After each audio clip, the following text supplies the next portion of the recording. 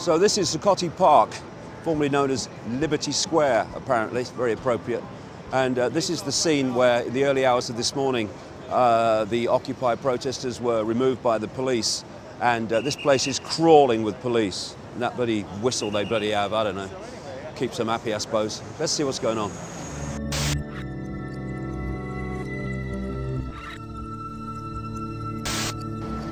So until the early hours of this morning, this place was full of people, tents and what have you for nearly 2 months. And if I've not mentioned it earlier, the authorities, Mayor Bloomberg, Michael Bloomberg, brackets Rothschild Zionist, he cares about freedom. And he has said that when people are allowed back into this park, they won't be allowed to stay or put tents up or anything like that. Just have to come and go. And in that way, they're trying to diffuse the impact of the Occupy protest, which, because of its continuity, has become a form of, if you like, civil disobedience or non-compliance with the system.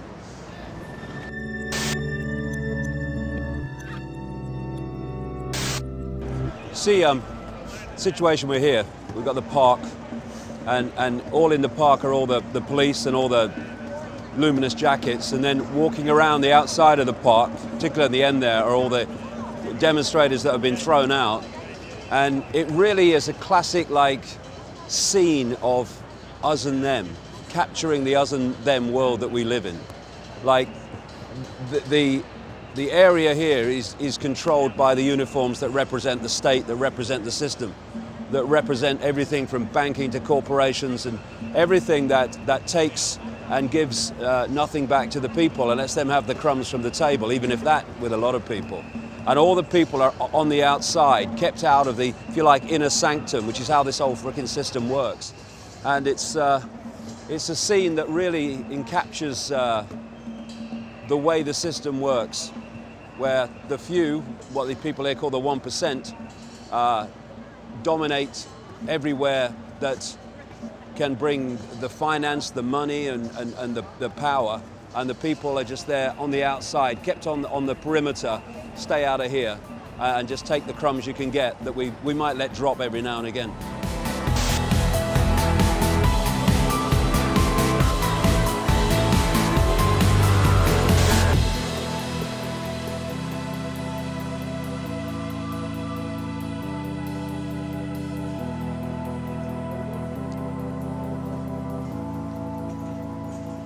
This is the New York Stock Exchange.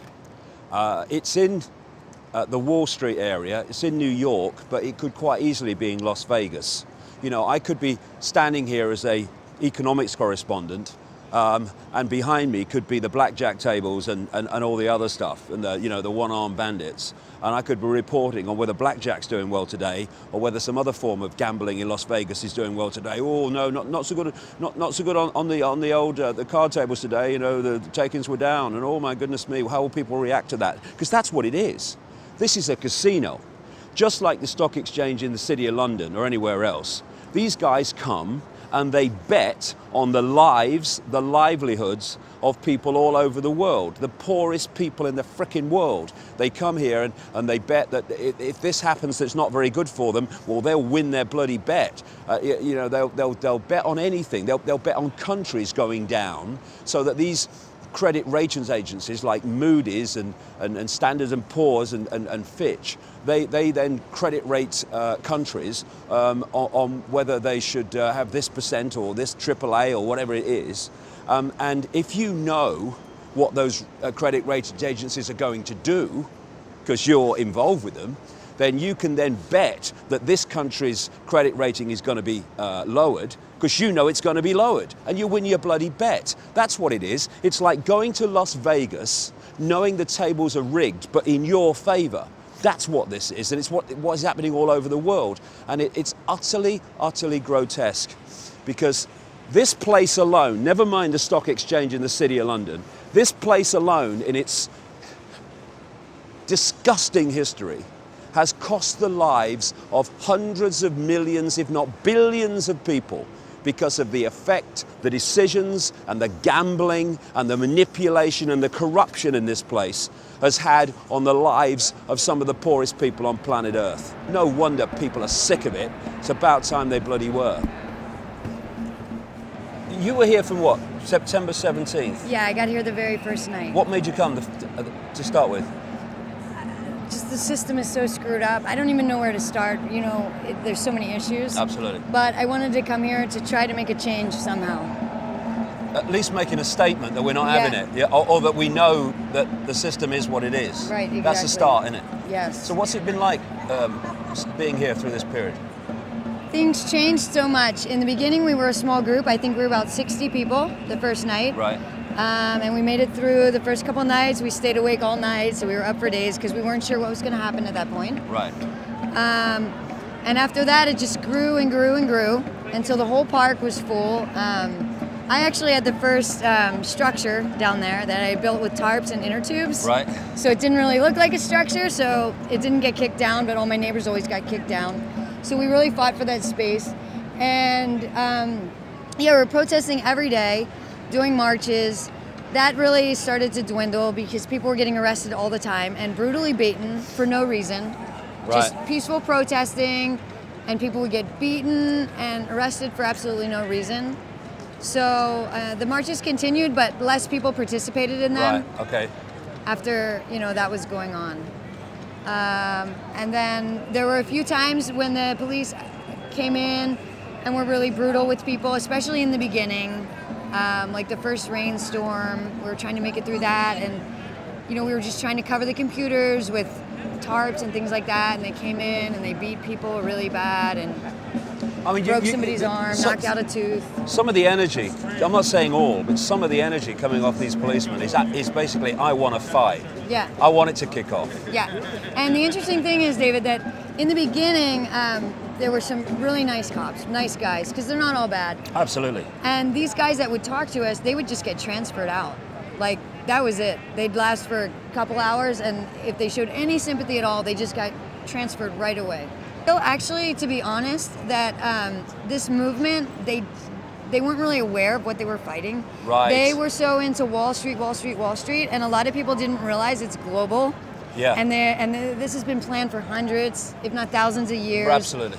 They didn't realize that it's all integrated, you know, the GMO seeds, the chemtrails, big pharma, all of it, you know, it's all a big plan. And they were just kind of like focusing on this one area, and they were focusing on America, and I was pretty unhappy with that because it's a global problem. It affects us all. Absolutely, it does. So, and it's all integrated, and it's been, like I said, planned, and as you know, yeah. I know a lot from reading your books, actually. So it's been planned out so thoroughly for hundreds of years, you know? And so I feel like, actually, at this movement, not everyone was fully aware of what we are, you know, fighting against or resisting against. This is the problem, because if you don't know how the game is played, then the game can play you and get you to demand things that the game wants anyway. Right. This is you know, I've been saying this has started. It's fantastic because it's a sign of the awakening that people have reached that, like that point in the Matrix movie. You're a slave, Neo. The understanding of our position, thus we need to do something about it. But the next stage is to get streetwise on the game, because then we can do something about it. But until that happens, and of course, to do that, people of the political left need to leave political left politics behind and realise that's just another mask on the same face that controls the right. So it's like even among a lot of the protesters, it seems to me, there's a big leap in understanding of the world that needs to take place before we really see what's going on, and therefore what we can do about it, really. Yeah, folks really need to do their homework. Yeah. Really, really, really, really big time. You know, there were even, you know, Big Pharma was even in here giving flu shots, and I went to them and I said, excuse me, who are you with, and what ingredients are in your flu shots, and where are they coming from? They would not disclose to me who was donating these flu shots. Big Pharma was doing flu shots. Yeah. In the Wall Street protest. Yes. I mean, oh my God. They wouldn't tell me who was funding it, and they would not give me a list of ingredients, and they wouldn't give me the brand of the flu shot or which flu shot it even was. How many people were accepting them? a lot of people, and I was going around, you know, like protesting that. It's like a protest within the protest. I'm so glad you're here, I tell you. The voice of reason. Yeah, but it was amazing. Like, I was really standing out front of the tent, like screaming to people, please educate yourself, Google it, for God's sake, you know, because I didn't have all the paperwork with me at the time, so I was just trying to tell people, like, please, before you inject this poison into your body, like, just at least go Google it and educate yourself. Right. At least be educated. So, yeah, it was, I couldn't believe what I was seeing, and I couldn't believe people were going along with it. And actually, a lot of the people were having side effects that same day. This is where the understanding of the suppressed masses, if you like, really just have to leap that chasm and see what you can see now, which is how it all fits together. What happened last night? You were here last night, were you? I was here last night. I was actually out on a walk, and I came down this street, and someone said, we're getting raided. So I ran back here right away to make sure my friends were okay.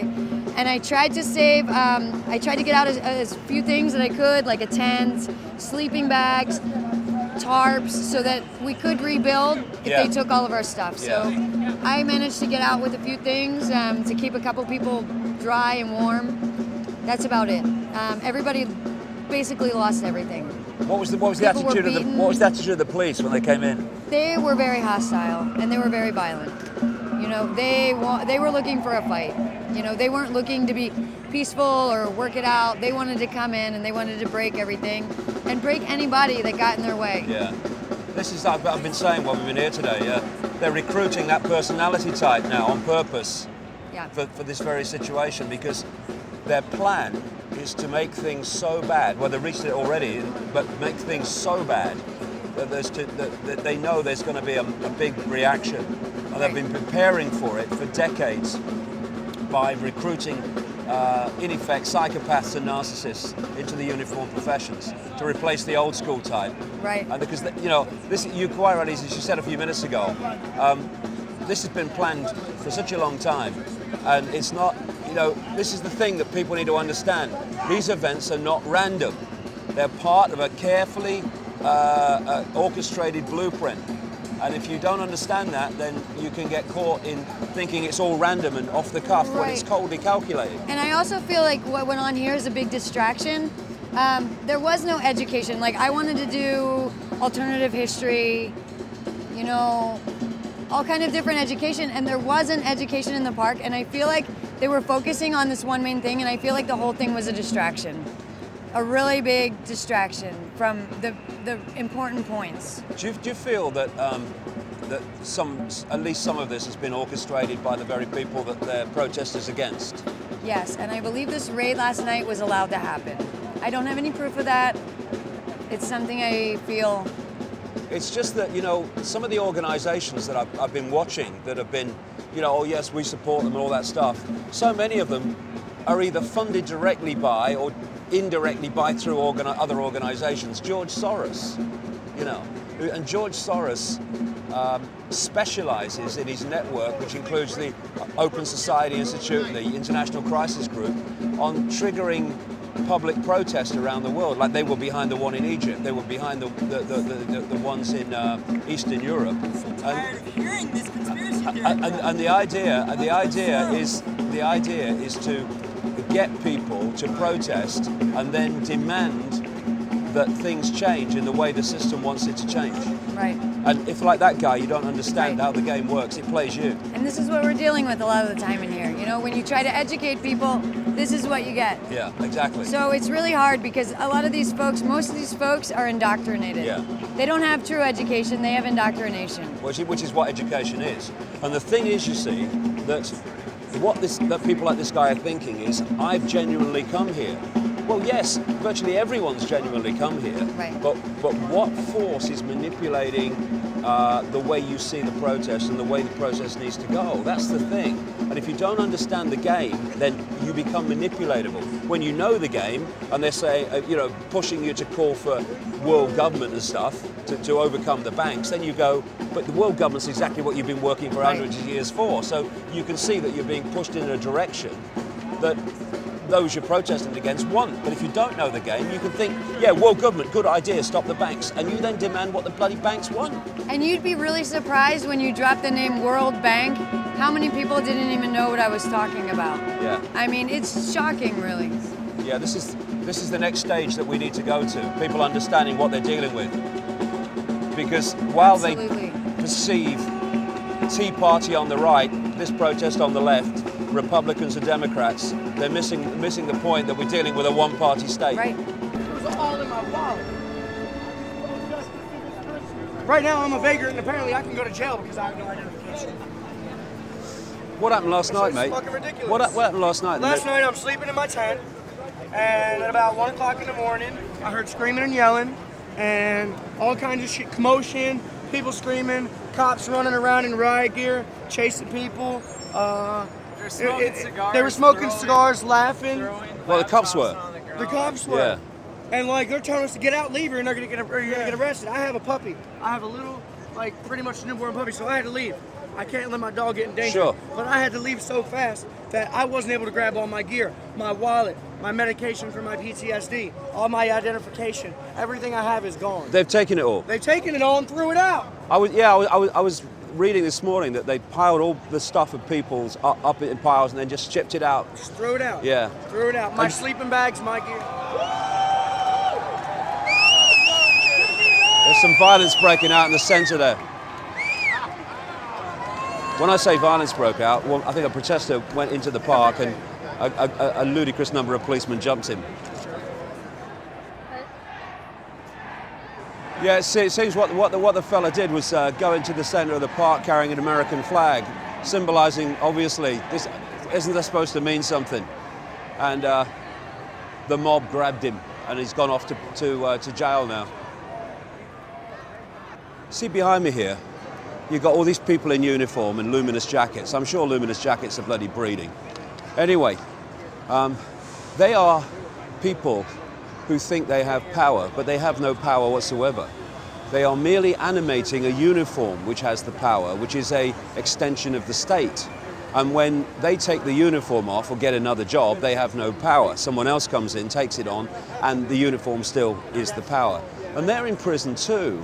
I mean, you know, they are themselves, they have children, they have grandchildren, and their kids are going to have to live in the world that they're helping to enforce. And when the penny eventually drops, and it is in some of them, that's what they're doing. They're going to be bloody horrified.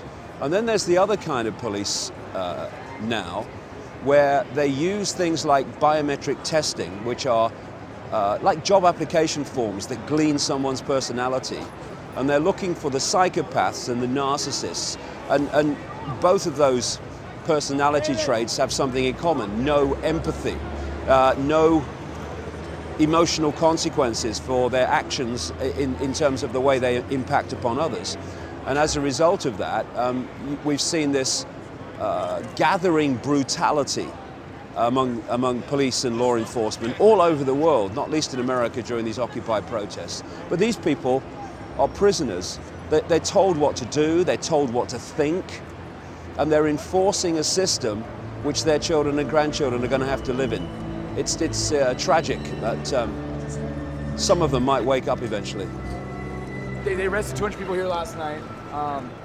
It's just, I feel like they're just trying to get everyone, scare people, and they want to cut down the numbers. I don't know. I mean, well, I think they're doing two things. They're trying to scare and intimidate people, and they're also trying to trigger people to get so freaking angry that they want martial law. They want to fight. They want the violence so that they can then problem, reaction, solution, introduce their martial law. Exactly. When you get a group of people this large, all human life is here, and some will have the capacity to get so angry that it will break out into physical response. But if we do that, we're walking into their trap, of course. But that's what they want. They want to intimidate some people, get rid of them, make life really bad for them so that I can't stand this anymore, and they go home. And also trigger other people to start violence. Or, of course, put their own bloody uniforms in civilian clothes to start the bloody violence and claim it's bloody protesters. You notice they stand with their helmets on. Peaceful protesters are there. They're no threat. And they stand with helmets with their billy clubs, and they're just looking, some of them just looking just to just cause violence for no reason. We're no threat. at all. But this is the point. This personality type that they've been recruiting all over the world, the psychopath narcissist, it wants a fight. It wants a fight. It's looking for a fight, and that's why they're brimming over. Hit me, let's go. And the more we don't, the more we frustrate them. We got this real kind of contrast here. Over there is the park where all the protesters have been, and over here is staff, it seems, from Brown Brothers Harriman. I mean, if you look at it, look at the size of the frickin' building. Brown Brothers Harriman are one of the major Illuminati banks of the last, well, going back to the 1800s, and they're having their picture taken here. This is the kind of 1% that the people are talking about, and you know, while people are suffering and people are losing their homes and are going into the streets, these people are working for the companies, the system that's actually doing it, and they'll have no problem. You know, we had a situation not long ago, about I don't know, a couple of weeks ago, where there was a company that had every year they had like a party with a theme, and it was a company that was throwing people out of their homes, often illegally, during this mayhem that we've been going through. And they had this theme party, the people were actually doing it, where they dressed as poor, homeless people who'd been thrown out of their homes and all the rest of it. I mean, talk about no empathy. Go on, they're going back into their big building now to do more mayhem for the world. It is ludicrous, it is outrageous. There's 7 billion of us, there's a handful of them. We need to sort it. Peacefully, but sort it.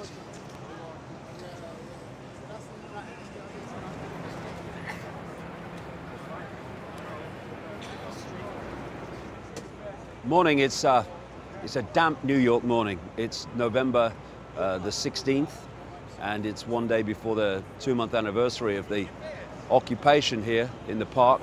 It's down the road from Wall Street, and it's one day after the police raid on the camp and the court decisions that say, yeah, people can come here and protest during the day, but they can't stay overnight, and they can't take anything in there that constitutes anything that they could, you know, use to stay overnight or stay here permanently. And of course, there'll be a lot of people who have now got to look at going home, or even, you know, finding a home. Maybe some of them have been here for 2 months, and you can see that the numbers have dwindled to almost nothing at this moment. I'm not saying that's how it's always going to be, but that's what it is at this moment, this morning. I mean, there's dominated by the luminous jackets. There's lots of police, but in fact, if you counted the luminous jackets and the police, there's more of them than protesters at the moment. And we are kind of at a pivotal moment, I guess, where the system is kicking back, in the sense that all over America, these occupation protests have been removed by police in much the same way that we've seen here in New York. And now the big question is, where does it all go from here? Does it go anywhere from here, or does it go on to another stage? We can only wait and see what happens.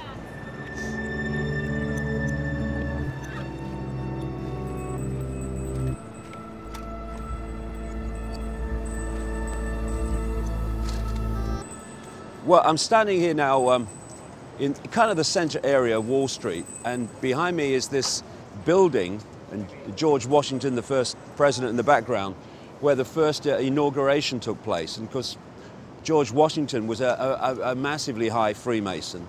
And in Washington, D.C., where you've got the headquarters of the 33rd degree of the Scottish Rite of Freemasonry, in the garden at the back, you can see it through the fence, is a bust of George Washington because of the Freemasonic connection. And it's never really ended. And what's kind of ironic, you know, given what's all that's been going on around Wall Street and what's been going on financially in the world, this plaque up here talks about the fact that it was at this time in the year of our Lord, 1787, when the American land became independent and became dedicated to freedom. But of course, it's never been dedicated to freedom. When you look at the personnel involved in the Declaration of Independence, and you look at the founding fathers, there are a mass of Freemasons. And thus, from the start, this land called America has been controlled, actually not from America, but from Europe, the center of this global Illuminati network. And it's still controlled from there today. So Americans think they're free like other people in the so-called democratic world because they can choose between a mask on the same face every 4 or 5 years and that's their freedom, when actually whoever's in power is answerable to the same hidden hand in the background, thus Democrat or Republican, it doesn't bloody matter, the same agenda starts unfolding.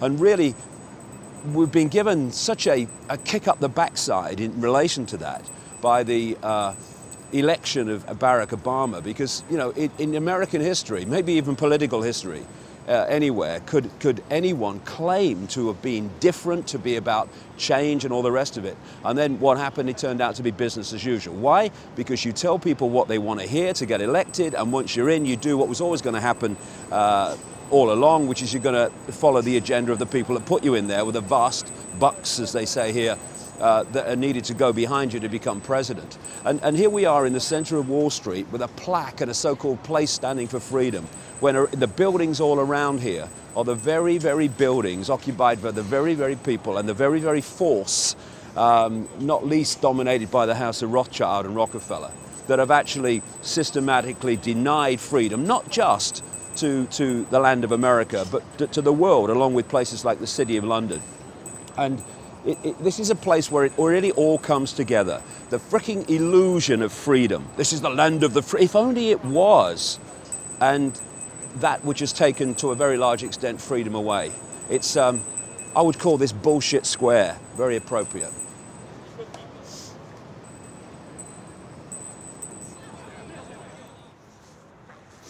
This is just down the road from Wall Street, and the great mass of New York, and the Statue of Liberty is just across the water there. And this is a place of such irony when you look at it. This is a depiction of the Earth that stood for 30 years, this plaque says, at the World Trade Center. And after the horrific events of September the 11th, 2001, it was moved here in a very, understandably smashed up state to be a kind of memorial to the people who died. And then over there in 2002, a eternal flame was created as part of this memorial.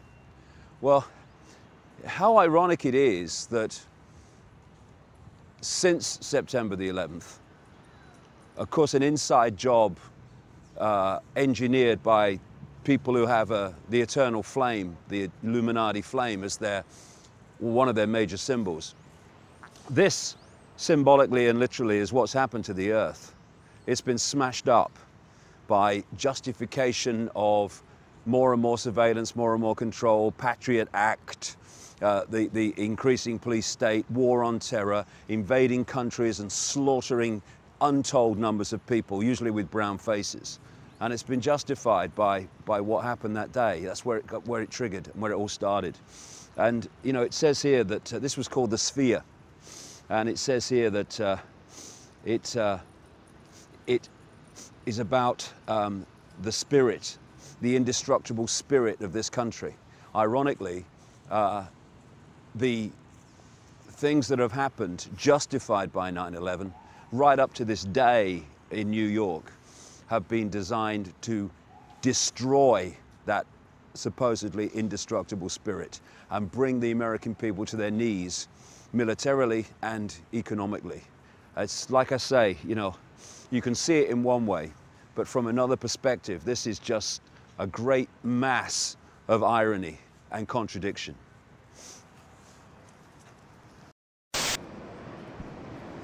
See, this is an interesting little juxtaposition in Wall Street, which really encapsulates a theme through history. In the background is a church with a spire, and hundreds of years ago and up to closer times, the church or the cathedral still is in some cities, dominates the skyline. It's big, that's the big tower, and people are here. I'm just little me, because God's up there, and it's a big church. And then, as things have moved on, the big buildings in the cities are now the freaking banks. And that they've gone into an even greater position of scale in terms of people. So if you look up there, look at the size of that bloody building, eh? And here's people in the street, little me, oh, I've got no power from the banks. And they've even got a bit of a stained glass window in there, which is actually quite bloody appropriate, because the banks and the financial system's now the new bloody religion. And just as it took over the lives, real religion, if you like, bricks and mortar religion and all these other religions that we've seen through history, they took over the minds and dictated the lives of the people. Now this new bloody religion, finance, banks, it has taken over the lives and dictated the lives of the people. And we had a rebellion over the church, and we need a bloody big one over this. Because, you know, people say we must reform the banking system. No, we mustn't. We must get rid of the banking system as we know it now, because it's the very way that it works, creating money out of nothing and charging interest on it, which is the very structure through which a few can control the planet by creating money out of nothing. Fresh air, non-existent money, theoretical money called credit. That has to stop.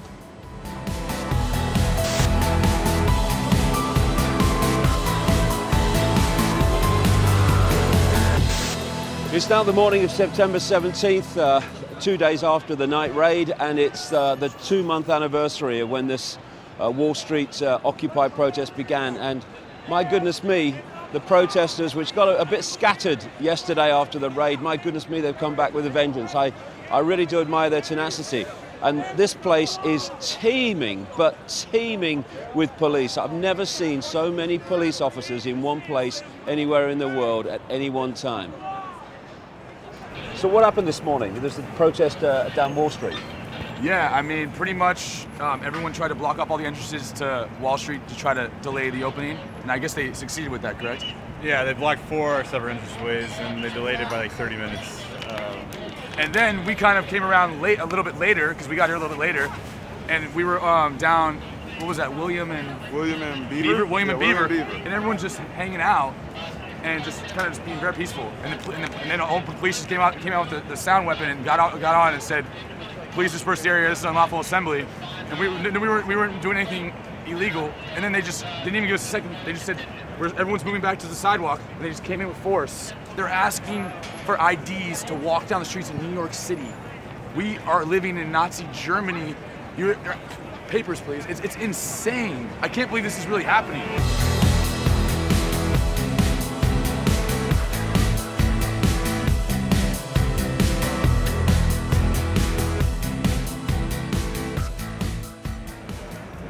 We've just had a bit of an insight into the way the New York police operate, because on the other side of the road, one or two of the people here that have been here a long time, they recognized an agent provocateur policeman dressed as a protester with a bag on the back, and as soon as he was sussed, he headed away from the crowd and down this street and away.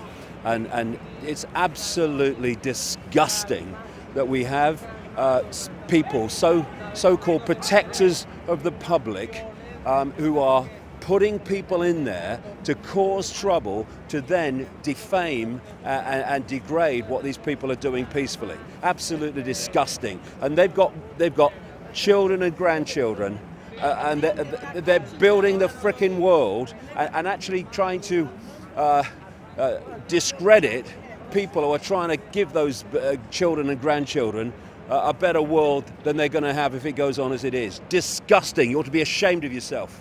Did you guys get that on video? Yeah. I was filming. Yeah. People were like, "He's a provocateur. He's a provocateur. He's an undercover cop."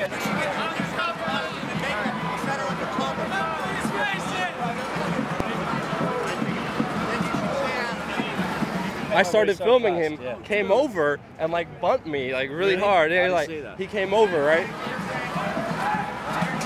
Look for a picture. Hey, don't put your hand on me. You were just called an undercover cop, right? You just assaulted me. Hey, I want charges pressed on this guy. He's running all the way around. He doesn't know what to do, right? Yeah. He's running all the way around. And I'm like, "Officer, he just hit me. He just hit me. Stop this man." None of the officers stopped him, which means he's an undercover police officer. Absolutely. This man just assaulted me. Can you guys please take care of him? Just assaulted me. I have it on video. Guys, this guy just assaulted me. Can you please do something? Officer, can you stop that man? Yeah. He's running all the way around, and then he goes into the only area that the NYPD is allowed in. This is the only area the NYPD is allowed to go into, and I filmed him.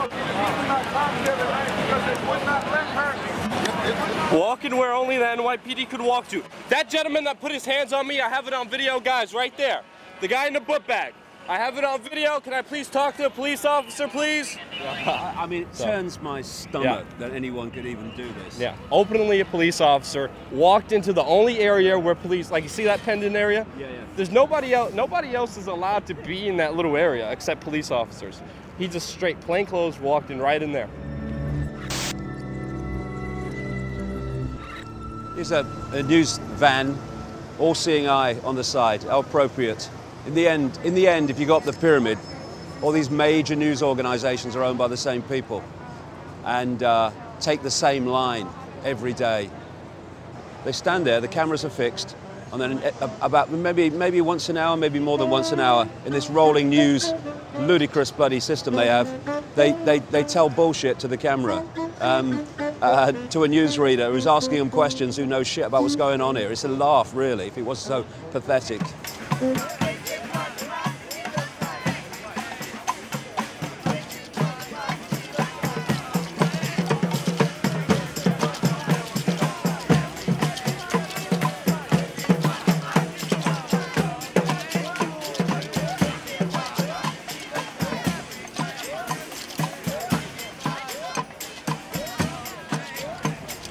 Okay, it's an increasingly wet day in New York. Here we are in the park, and with me is Luke Rudkowski of We Are Change New York, who we met last year when I was here, and he's done a great job and doorsteps famous people and puts questions to them that other people won't do. And you've been here since day one, haven't you, mate? I've been here since day one, from the very beginning when it first kicked off. I've been here almost every other day that things have been happening down here.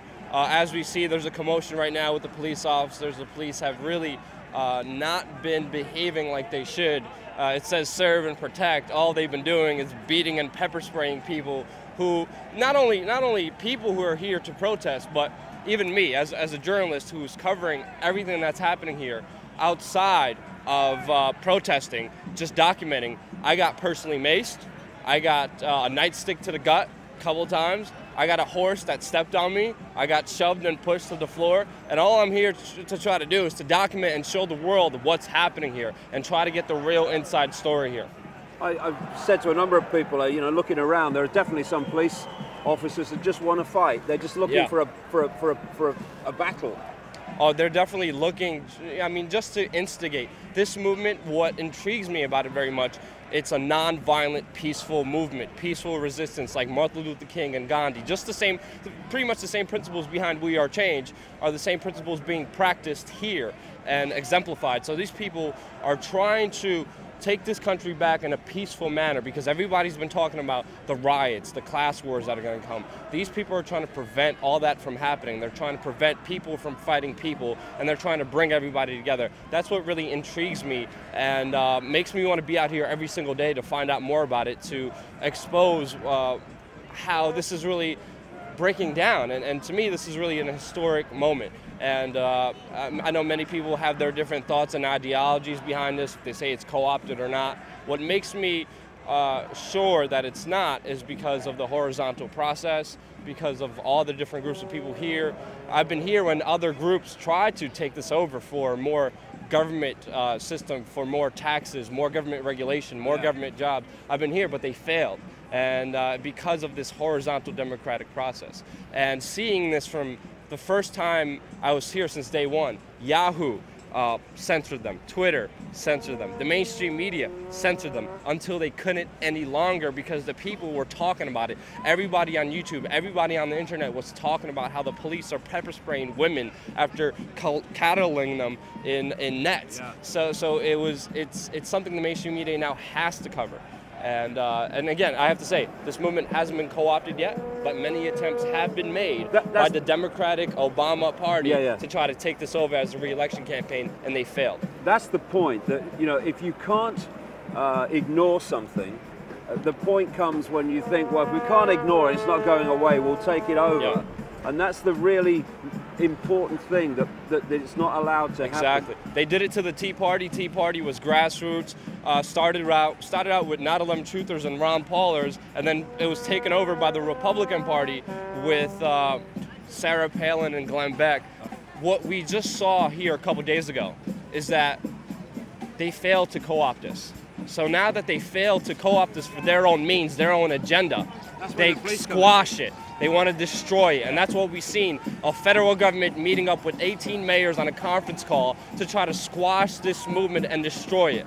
But as I saw a beautiful sign out here just a couple days ago, this young girl is holding a sign, "You screw us, we multiply." And that's the real power behind all these people here. Screw us and we multiply. It's raining, it's pouring. I'm freezing my butt off here, but I'm joined out here with brothers and sisters from all walks of life, all ideologies, who had enough and are sick of what's happening here, and they want to make a difference and they want to make a change. And it's beautiful, it's amazing. To what extent, Luke, are people starting to, who came for the financial injustice and the financial enslavement, or starting to encompass the wider conspiracy of which that is a part? A big part, yes, but a part. Yeah, I mean, not everybody here knows everything to the bottom line of how it began, how it started, and all these secret societies behind everything, how they manipulated it, how the Bilderbergers said they're going to, create economic crisis to benefit them, to create a one-world government system. And there are some factions here who are promoting that one-world government system here, the communists and the socialists here.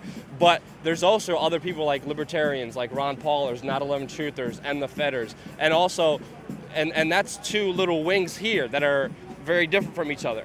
But they've been able to come together here when everything was built here, sleep together, take care of each other, feed each other, sit down and have a conversation and learn from each other. And that's what has been taking place here. People have been having these dialogues, these discussions. When I personally came here, I put my ego aside. I put my own agenda aside. I didn't come in here as a Not 11 Truther, as an Enda Fedder. I came down here as a human being willing to talk, listen, and learn. And I learned so much from these human beings out here. And but what you see is this communication is so key. It's so important. And that's why they have to stop it. And that's why they have to stop these people coming together. Now, of course, since I've been here the last few days, it has been this significant point where something very different has started to happen. It started with the raid and the removal of people and the law that says you can't be here at night and all the rest of it. Yeah. And the dynamics has changed. So where do you see it going from here, from this point forward? I don't have a magic ball. I don't know what's going to happen. Nobody knows what's going to happen. Obviously, it's getting colder. Obviously, the police oppression is so much stronger now than it ever has before. I've never seen so many police in a city one place in my life. This is nothing compared to what happened inside here Monday night. Not many people, all the journalists were, again, kicked out of here. They were dragged out of here. 7 of them were arrested for trying to cover what was happening inside of here. But what happened inside of here is beyond what I saw throughout my life covering the police state. And I went to the G20 in Pittsburgh and got LRADed. They had 3 LRADs here. You know, they had weapons and informational systems that were out of Star Trek down here. Huge mass trucks with huge satellites, lights everywhere, helicopters everywhere, stopping the media helicopters from even getting anywhere near. They closed the airspace off here. That's how afraid they are of this movement. So I even forgot your question. I was just rambling on. You're talking great. Carry on. Yeah, but I'm just saying, I don't know what's going to happen. Nobody does. And I think that's what's beautiful about it. There's no plan. There's no leadership. There's no one person deciding, yo, this and this is going to happen next and next and next. Right. Nobody knows, because we all have to decide. We all have to come together. And I think that's the beauty. That's the amazing part of this. It's real. It's amazing. What I think really needs to happen to push this on is that people of different political persuasions, I mean, those even on the so-called Tea Party wing, the genuine people that can see the tyranny, they might have a different political view, but they can see the tyranny, come in common cause with people here. Exactly. So we have literally, we don't, you know, they're not just enough to fill the park, but to fill the streets going back from the park, because in the end, there's 7 billion of us. And there's a literal, you know, comparative handful of those that are actually orchestrating. And there's even discussions here that it's not even the 1%. It's the 0.00000.1 percent that have been dividing and conquering people from all different paradigms, from the left to the right, from communism to libertarianism, whatever it is. But what you see here is all those factions, all those different perspectives, all those paradigms meeting, coming together, breaking bread, sleeping together, and willing to discuss political ideas about what we all agree upon and what we're going to do next and how we're going to fix this problem that we all face. I mean, the only ism we need is freedomism, isn't it? Exactly. And Yeah. don't care about your background, your income bracket, your color, anything.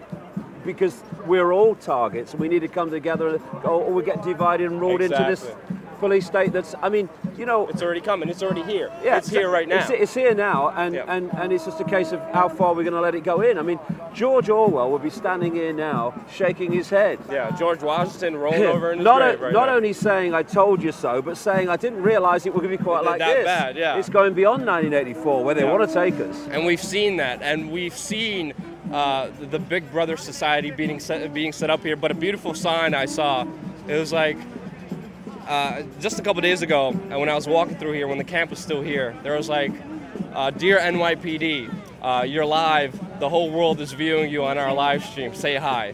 And they had a sign all over the park, because really right now we have a chance to fight back more than ever, and that's why this time is more pivotal. They haven't shut down the internet, they haven't regulated it, they haven't controlled it. The free flow of information is out there, and that's why the mainstream media now is forced to cover this, because their whole audience is going online to see what's really happening here. And now they're losing all the audiences because they ignored this from day one. They ignored this for a week like it didn't even exist.